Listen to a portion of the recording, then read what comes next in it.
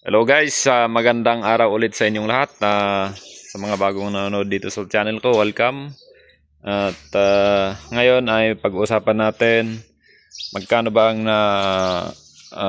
gastos ko sa paggawa ng aircon nitong ating Tamaraw FX. So 21 years old na to. Binili ko ito noong 2022. So nung binili ko, kumpleto naman yung linya ng aircon niya, umpisa compressor hanggang sa dryer, hanggang doon sa loob. Pero nung sinubukan namin, na-stuck up pala yung kanyang clutch fan ng compressor. So nung dinala ko sa aircon shop, sabi nila mas maganda bili na lang ng bago. So ito nga, binili ko ng bagong compressor.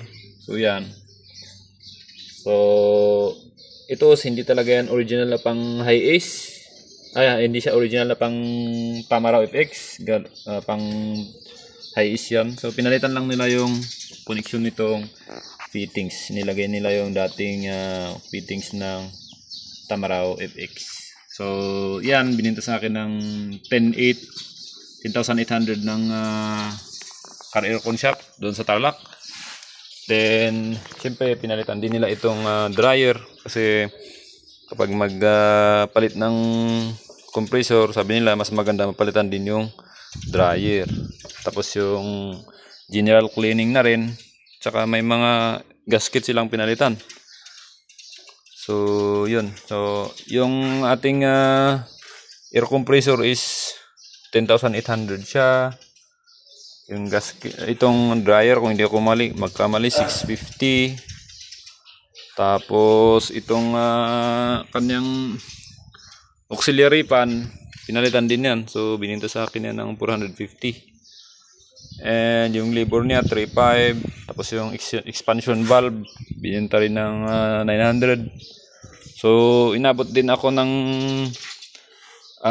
17,800 doon sa mismong shop. Pero nung sinubukan namin, dito sa original nakalagay yung kanyang thermo switch tsaka yung blower switch, pero nag-stack up siya. Ngayon pinilit namin ng pihitin ito gamit ng plies, na-crack yung sa thermo switch. So dahil hindi na-stack up siya, ngayon kala namin sira. Nung inisprayan namin ito ng contact cleaner, lumambot na siya. Pero since papalitan namin, hindi pa namin binalik doon para isahan lang yung trabaho. Tsaka na namin palitan kapag tawag nito, kapag may bago kaming pamalit nito. So mahirap maghanap ng brand new niya, kaya malamang surplus din ipapalit. So nilinis din nila yan, yung kanyang mga, yung tawag nito, evaporator yata. Evaporator ito nilinis. Yun nga lang, yung evaporator niya sa likod hindi nila nilinis. Parang tinamad yata sila kasi linggo yun at hapon na. So binaklas nila yan. So ito yung sa likod na kanyang evaporator, pero hindi nila nilinis. Tinamad na sila. Sabi na lang nila na okay pa naman yan, malinis pa naman tignan. So dahil hapon na rin at nagmamadali ako, inayaan ko na lang since gumana naman siya. So yan, all in all, gumastos ako ng ang tawag nito 17,800 doon sa pag-revive ng aircon.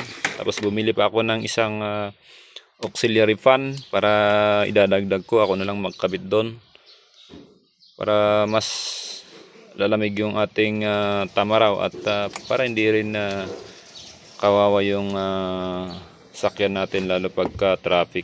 So yun lang guys ang kwento ko ngayon. Salamat sa panonood, at sana yung hindi nakasubscribe sa akin, mag-subscribe, kasi nagpaparami po ako ng subscribers. Yun muna ang kwento ko ngayon. Sa sunod, ikukwento ko naman yung pag-convert nito ng power steering, kung magkano bang inabot ang ginawa nila, kung okay ba siya o hindi. So maraming salamat ulit, at hanggang sa muli.